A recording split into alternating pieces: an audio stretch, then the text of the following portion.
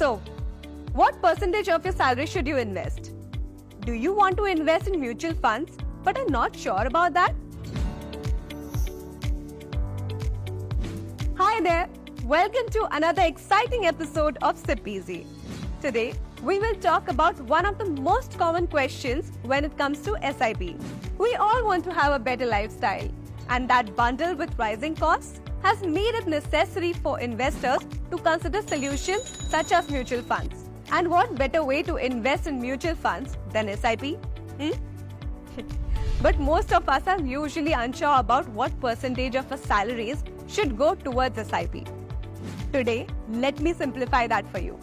Now, even though two people might earn the same, the percentage of salary that they can spare for SIP in mutual funds may vary depending on multiple factors.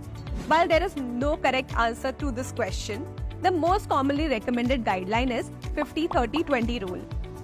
What this means is that 50% of your money should go towards your basic needs, such as food, rent, healthcare, clothes, etc. 30% should go towards your wants, such as entertainment, holidays, eating out, ordering food, etc. And the remaining 20% should be your savings. For example, if Alok is earning 2 lakh rupees a month, then ideally he may allocate 40,000 rupees towards SIP. However, there is no hard and fast rule or an exact formula to decide how much one should be investing through an SIP. As a thumb rule, one must consider the financial goals, risk profile, and investment duration carefully, and then take help of a financial advisor for personalized advice.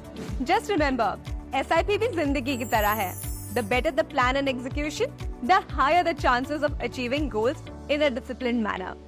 Don't forget to subscribe to our channel to learn more about SIP, an investor education and awareness initiated by HDFC Mutual Fund.